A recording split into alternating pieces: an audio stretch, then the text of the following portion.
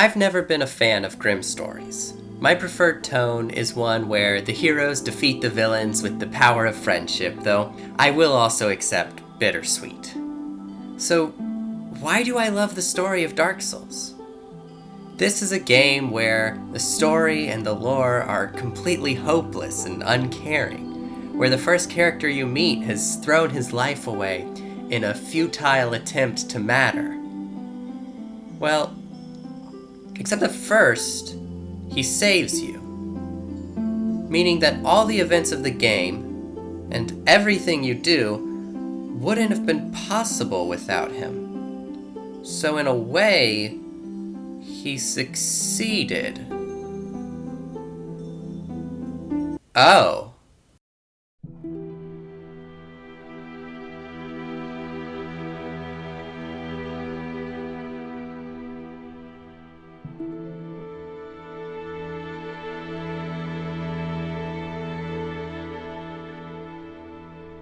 Let's start this video off by establishing the point I'll be trying to prove. The hopeless atmosphere in the Dark Souls franchise is not the thematic point.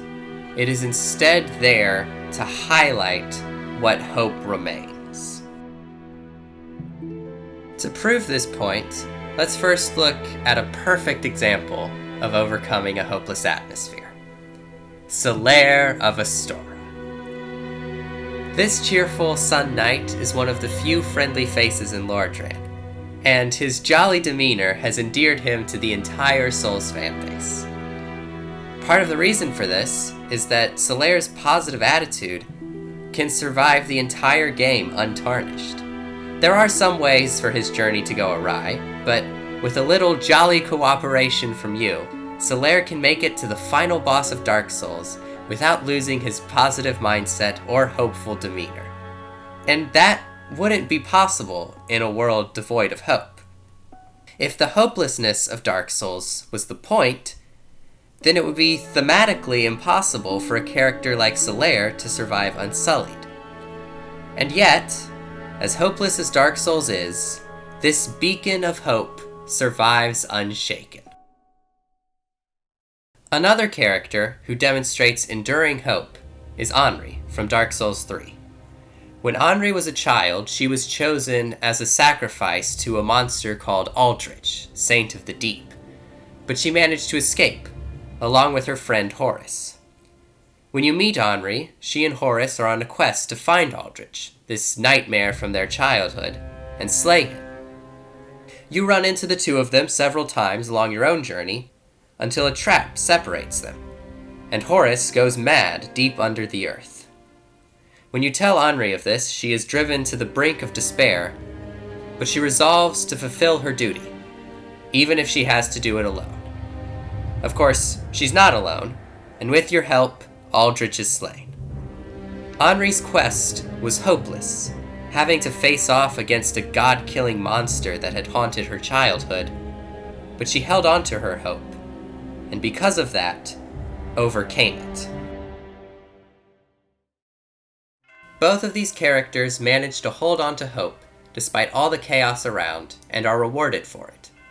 But to really show that this determination is the thematic point of Dark Souls, we need to look at two more characters. The Crestfallen Warrior from Dark Souls 1, and Hawkwood the Deserter from Dark Souls 3. These two characters start out filling similar roles, but end up in completely different places.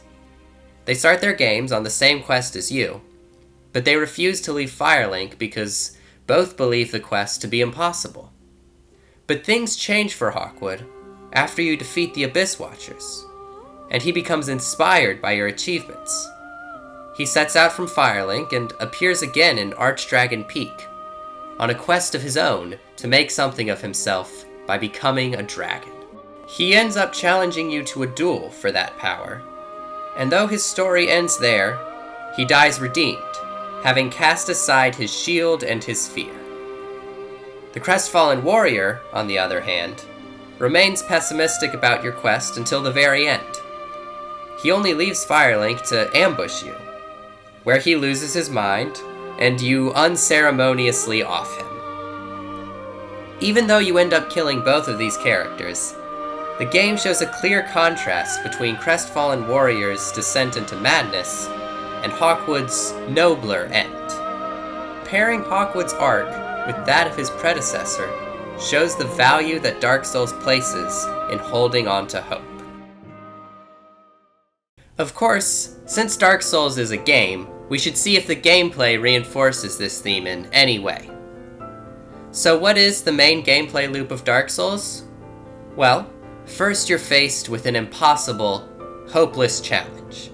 You throw yourself at it over and over, dying again and again, until you finally overcome it. And your victory is all the sweeter for how great the struggle was. So it is with the story. As hopeless as things seem, there is hope. And that hope shines all the brighter for all the darkness around it. And that is the reason that Dark Souls has such a grim atmosphere.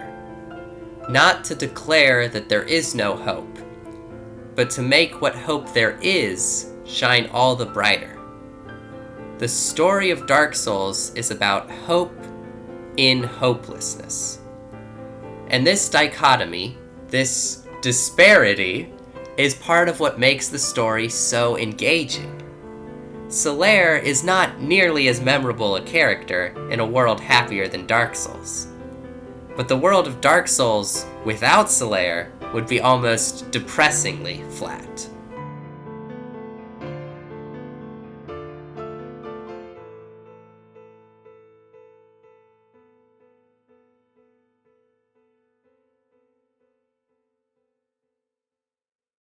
Hope you enjoyed this video.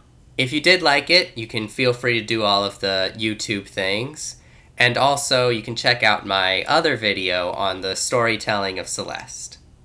Thanks for watching, and praise the sun!